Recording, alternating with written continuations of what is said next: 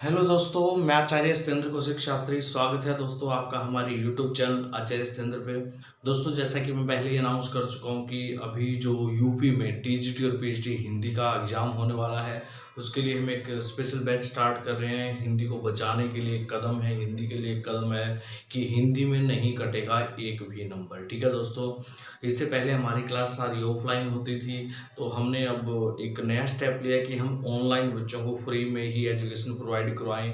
कि कुछ ऑफलाइन से बहुत कुछ हो चुका, थोड़ा सा ऑनलाइन में अगर फ्री का बहुत कुछ तो नहीं, जितना भी हमारे पास है वो दे दिया जाए। तो देखिए दोस्तों, हिंदी की अगर बात करें, टीजीटी की बात करें या पीजीटी की बात करें, तो हमारे सामने ना सबसे पहला टॉपिक बनता है वर्णमाला का। और वर्णमाला अगर व्याकरण की बात करें तो वहाँ से जो बेसिक क्वेश्चन होते हैं कि कितने स्वर हैं, कितने व्यंजन हैं, वो तो क्वेश्चन पूछे ही जाते हैं। उसके अलावा ऐसे क्वेश्चन हमारे सामने आ जाते हैं जिनका जवाब दे पाना एक साधारण बच्चे के लिए या साधारण जो तैयारी कर रहे हो उसके लिए थोड़ा कठिन हो जाता है। तो हम सबसे पहले उन्हीं टॉपिक को लेके आए हैं जहाँ पर आपकी समस्याएं रहेंगी।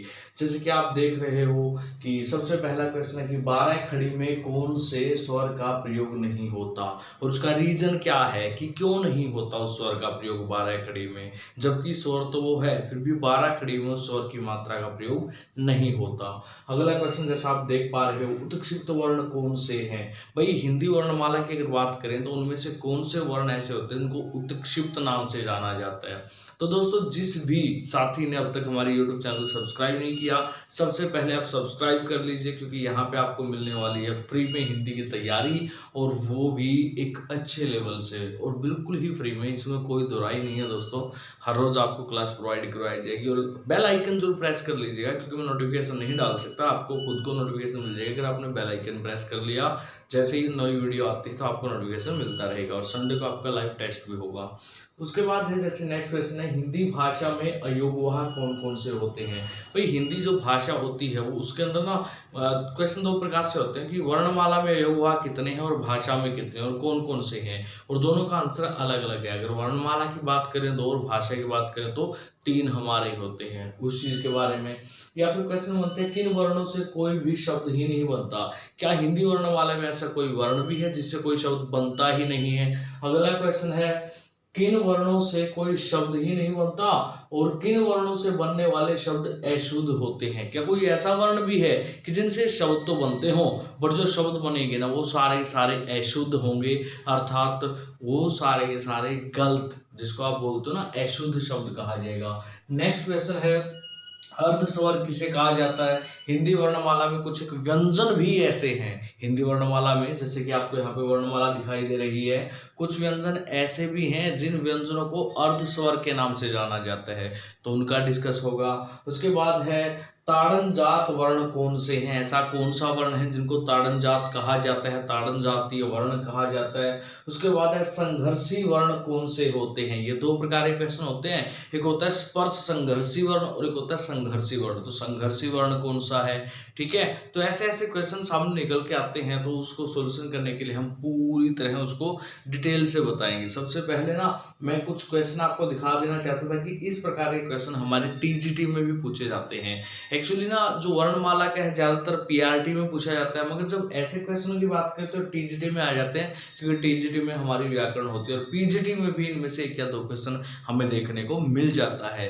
ठीक है, वहाँ पे पीजीटी में लिटरेचर की संख्या ज्यादा होती है क्वेश्चनों की, मगर यहाँ जब व्याकरण की बात करें तो ऐसे ऐसे क्वेश्चन भी वहाँ पे देखने को मिल जाते हैं कि बच्चे को बेसिक नॉलेज है या नहीं वर्णमाला की। क्योंकि वर्णमाला की शब्दों की, समास की, संधि की, अगर मैं यूपी टेट की बात करूँ, यूपी की जो भी वैकेंसी है उनकी बात करूं, तो वहां पे सिलेबस में साफ साफ लिखा है, आपको शब्द का पता हो, समास का पता हो, संधि का पता हो, शब्द शक्तियों का पता हो, ठीक है, अलंकार, छंद वगैरह, रस वगैरह, इन चीज़ों का ज्ञान हो, लक्षणा, व्यंजना, अभिधा, इनका ज्ञान हो। ये चीज़ आपसे व्याकरण में पूछी जाएंगी। और ये केवल यूपी की बात नहीं है, अगर हम आरपीएससी की बात करें, रीट की बात करें, एचटेट की बात करें, हर कहीं ये क्वेश्चन हमें देखने को मिलते हैं। तो दोस्तों बने रहिए हमारे साथ, हम स्टार्ट कर रहे हैं हमारी आज की क्लास। सबसे पहले जान लेते हैं कि जो हमारी वर्णमाला है ना, जो हमारी वर्णमाला है वो कहाँ से स्टार्ट होती है।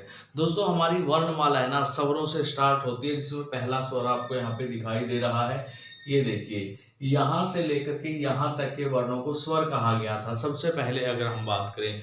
मगर बाद में क्या किया गया, ये जो स्वर है ना उनको यहाँ तक रख दिया गया, केवल यहाँ तक रख दिया गया, अर्थात इतने ही वर्णों को स्वर कह दिया गया और इन दोनों वर्णों को बाहर निकाल दिया गया। कौन से दोनों वर्णों को, इन दोनों वर्णों को, भाई मैं इस तरफ को ऐसे करता हूँ, इन दोनों वर्णों को बिल्कुल स्वरों से अलग कर दिया गया। अभी भी सॉरी, पिछले एक एग्जाम में क्वेश्चन आया था, ऐसे कौन से वर्ण हैं जो स्वरों के साथ तो होते हैं बट स्वर नहीं होते। ये दो वर्ण है वो स्वरों के साथ तो होते हैं बट स्वर वर्ण नहीं होते। तो अभी एक क्वेश्चन आता है कि स्वर वर्ण कौन कौन से, हमारा अ स्वर वर्ण है, आ भी स्वर वर्ण है, ई भी स्वर वर्ण है, बड़ी ई भी स्वर वर्ण है, ऊ भी स्वर वर्ण है, बड़ा ऊ भी स्वर है, री भी स्वर है, ए ऐ ओ औ, ये सारे क्या हैं, स्वर हैं। बट अंग और अह ये स्वर नहीं है, इनको कहा जाता है अयोगवाह, वाह, ठीक है। और ये जो बाकी बच गए ये क्या कहलाते हैं, स्वर। तो क्वेश्चन आया कि स्वरों की संख्या कितनी है, तो आपको दिखाई दे रहे हैं ये जो 10 वर्ण बचे हैं अब हमारे पास, या 11 वर्ण बचे हैं, यही हमारे स्वर होंगे। तो काउंट कर लीजिए 11 वर्ण है यहाँ पे। तो इसीलिए आजकल क्या आता है कि स्वरों की संख्या क्या है, 11 है। अब मैंने 10 क्यों कहा, आपके माइंड में आ रहा होगा कि मैं 10 भी बोल गया तो 10 क्यों बोल गया। दोस्तों जो ये री वर्ण है ना, वो री वर्ण हमने कहाँ से लिया है, संस्कृत से। कहाँ से लिया है, संस्कृत से। कई बार क्वेश्चन आता है कि ऐसा कौन सा स्वर है जो संस्कृत से, अर्थात तत्सम स्वर भी कहलाता है, जो हमारी हिंदी वर्णमाला में किसी और रूप से भी लिखा जा सकता है, और वो हमारा तत्सम स्वर कहलाता है, ये री वर्ण है। और सबसे पहला जो क्वेश्चन था ना कि 12 खड़ी में कौन से स्वर का प्रयोग नहीं होता, उसका आंसर भी ये है री। 12 खड़ी में री जो स्वर है उसका प्रयोग नहीं होता। आपने देखा होगा क, का, की, कू, ये सारे के सारे प्रयोग होते हैं, बट क्री कभी प्रयोग नहीं होता 12 खड़ी में, ठीक है। 12 खड़ी में री का प्रयोग नहीं होता, तो इसलिए सबसे पहले इसको जानना जरूरी है। तो उस आधार पे देखें तो हम 10 ही बोलेंगे, बट टोटल स्वरों की संख्या कितनी है, 11 है। अब ये जो 2 वर्ण है इनको अयोगवाह कह दिया गया। क्यों कह दिया गया, क्योंकि जो स्वरों की डेफिनेशन थी दोस्तों वो ये थी कि ऐसे वर्ण जिनको लिखने और बोलने के लिए किसी दूसरे वर्ण की सहायता ना लेनी पड़े वो स्वर वर्ण कहलाएंगे। और ये जो अंग और अह है उनको तो बोलने के लिए भी अ अंग अह ऐसे बोलना पड़ता है, अर्थात अ का सहारा लेना पड़ रहा है दोनों को लिखते हुए भी और बोलते हुए भी, इसलिए इनको हमने स्वरों से बाहर निकाल के अयोगवाह के रूप में शामिल कर दिया और 3 पार्टों में वर्णों को बांट दिया। सबसे पहला पार्ट हमारा स्वर, उसके बाद अयोगवाह, और ये जो बाकी बचे हैं सारे सारे क्या कहलाते हैं,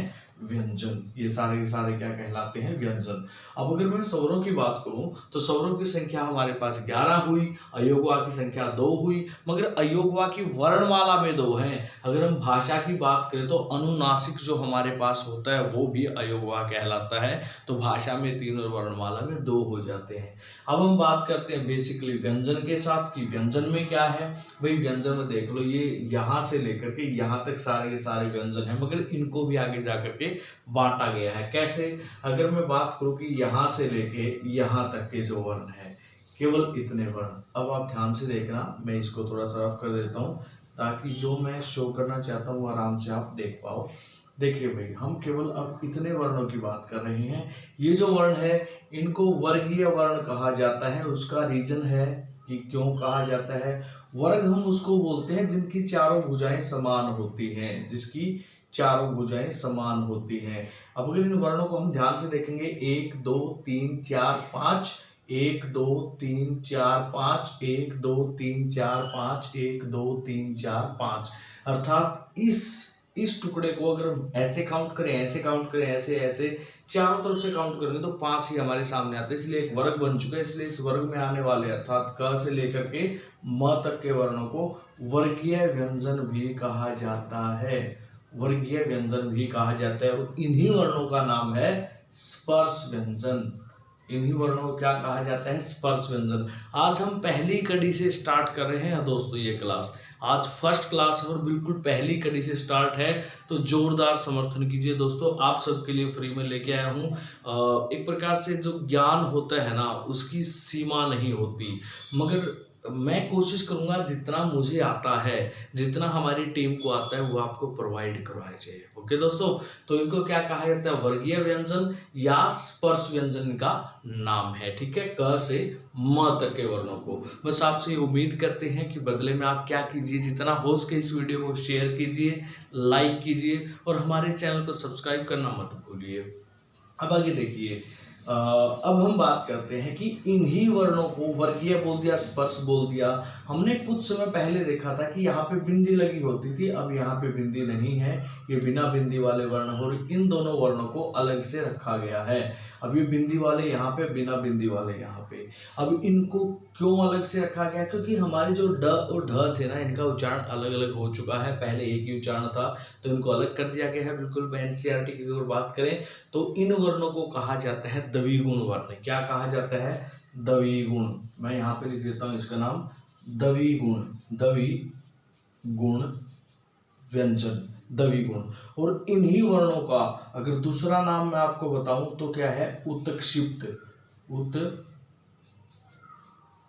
व्यंजन। ठीक है, इन्हीं वर्णों का अगर तीसरा नाम मैं आपको बताऊं तो क्या है, ताड़नजात, ताड़नजात व्यंजन।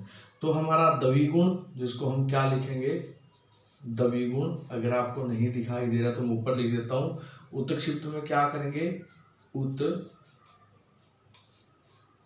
उत्क्षिप्त व्यंजन और ताड़नजात, ताड़नजात। तो ये तीसरा नाम ताड़नजात, दूसरा उत्क्षिप्त और तीसरा द्विगुण। ये तीनों ही नाम किसके हैं, ये बिंदी वाले जो ड और ढ है उनके। हमारे पास एक क्वेश्चन भी था कि हिंदी वर्णमाला में अयोगवा, ये हो चुका है, ये दो हैं। उत्क्षिप्त व्यंजन, जो दूसरा क्वेश्चन था ना, वो यही पूछा गया था कि उत्क्षिप्त वर्ण कौन से हैं। अभी आपको पता चल गया, ये जो दो बिंदी वाले ड और ढ हैं, इनको ही हम उत्क्षिप्त भी कहते हैं, ताड़नजात भी कहते हैं और द्विगुण भी कहते हैं। शायद ताड़नजात का भी 7वां क्वेश्चन हमने यहाँ पे दे रखा है कि कौन सा वर्ण ताड़नजात वर्ण कहलाता है। तो साफ सी बात है, मेरे ख्याल से आपको ये चीज समझ में आ गई होंगी और ये क्वेश्चन समझ में आ गया होगा। ठीक है, अब बात करते हैं नेक्स्ट क्वेश्चन की। भाई हमारे पास अगला प्रश्न है, हिंदी भाषा में अयोगवा। अयोगवा भाषा में मैंने बोल दिया कि भाषा में कितने होते हैं, 3 होते हैं। तीसरा कौन सा होता है, ये आप ये यूज करते हो ना, अनुनासिक जिसको बोलते हैं। ये हमारा अनुस्वार है, जो एक बिंदी लगती है, और ये जो बाद में 2 बिंदियां लगती है, इसको विसर्ग कहा जाता है। अर्थात ये तीसरा क्वेश्चन भी आपका कंप्लीट हुआ। और किन वर्णों से बनने वाले शब्द अशुद्ध होते हैं, अब इनकी बात कर लें। दोस्तों, अगर कोई भी शब्द आप जिसकी शुरुआत बिंदी वाले ड और ढ से करोगे तो वो सारे के सारे शब्द अशुद्ध शब्द कहलाएंगे। अगर आपको शुरुआत में ड ढ की जरूरत है तो आप इनका प्रयोग करो, न कि इनका। अगर कोई भी शब्द है जिसका जो प्रयोग है वो ड से स्टार्ट है तो इस ड से स्टार्ट करना पड़ेगा, या ढ से स्टार्ट है तो इस ढ से स्टार्ट करना पड़ेगा। अगर शुरुआत वाले वर्ण आपने ये रख दिए तो शब्द ही अशुद्ध कहलाएगा। जैसे मान लो मुझे लिखना है ढोल शब्द, ढोल, ढोल हमें ऐसे लिखना पड़ेगा। अगर मैं ऐसे लिख दूंगा तो शब्द अशुद्ध होगा। जैसे मान लो मुझे लिखना है डाक, अगर मैं डाक को ऐसे लिख दूंगा तो अशुद्ध शब्द होगा, मुझे ऐसे लिखना पड़ेगा। ढोल को मुझे ऐसे लिखना पड़ेगा शुद्ध बनाने के लिए, अशुद्ध। अगर ऐसे कर दूंगा तो ये दोनों ही क्या हो जाएंगे, अशुद्ध हो जाएंगे। तो मेरे ख्याल से आपको ये भी पता चला कि किन वर्णों से बनने वाले शब्द अशुद्ध होते हैं। ये 2 वर्ण जो है वो अशुद्ध वर्णों का निर्माण करते हैं। अब बात करते हैं नेक्स्ट शब्दों की। हाँ, बता दूं कि बीच में अगर कहीं पे प्रयोग आप इसका प्रयोग कर सकते हो, लास्ट में कर सकते हो, शुरुआत में नहीं कर सकते, अर्थात इनसे शब्द की शुरुआत नहीं कर सकते। ओके, अब बात करते हैं नेक्स्ट क्वेश्चन है कि किन वर्णों से कोई भी शब्द का निर्माण ही नहीं होता। ऐसे कौन से वर्ण हैं जिनसे किसी भी शब्द का निर्माण ही नहीं होता। तो दोस्तों, वर्णमाला के जो वर्गीय वर्ण है उनके जो 3 वर्ण है ना, आपने सुना होगा क ख ग घ अंग खाली, च छ ज झ य खाली, ट ठ ड ढ ण खाली, त थ द ध न प फ ब भ म। इनको हमने खाली नहीं कहा मगर इन तीनों खाली कहा। इन खाली कहे जाने के पीछे कारण था। क से कबूतर, ख से खरगोश, ग से गमला, घ से घड़ा, अंग से कोई शब्द ही नहीं बनता। ठीक है, च से चम्मच, छ से छतरी, ज से जहाज, झ से झंडा, य से कोई शब्द ही नहीं बनता। ट से टमाटर, ठ से ठठेरा, ड से डमरू, ढ से ढक्कन, ण से कोई शब्द ही नहीं बनता। अर्थात ये जो 3 वर्ण है, पंचम अक्षर, पहले 3 वर्गों के 3 वर्ण, ये क्या कहलाएंगे, हमारे क्या कहलाएंगे, हमारे ऐसे वर्ण कहलाएंगे जिनसे कोई भी शब्द नहीं बनता, जिनसे कोई भी शब्द नहीं बनता। ठीक है, अब बात करते हैं नेक्स्ट क्वेश्चन की, अर्धस्वर किन्हें कहा जाता है? अर्धस्वर दोस्तों हमारी ये जो र ल य र ल व ये जो वर्ण होते हैं, इसमें अगर आप ल को निकाल दो और व को निकाल दो तो य और र वो तो काउंट कर भी सकते हो मगर ल नहीं, क्योंकि संस्कृत में लरी एक स्वर है बट हिंदी में लरी नामक कोई भी स्वर नहीं है। तो ये जो स्वर है वो व्यंजन है वो क्या कहलाएंगे? अर्धस्वर कहलाएंगे। क्या कहलाएंगे? अर्धस्वर। क्यों कहलाएंगे? क्योंकि ये है ना स्वर संधि से बनते हैं। अगर आपने यण संधि पढ़ी हो ध्यान से तो आपको याद होगा, जो यण संधि थी, मैं थोड़ा सा इसको रफ कर देता हूँ समझाने के लिए।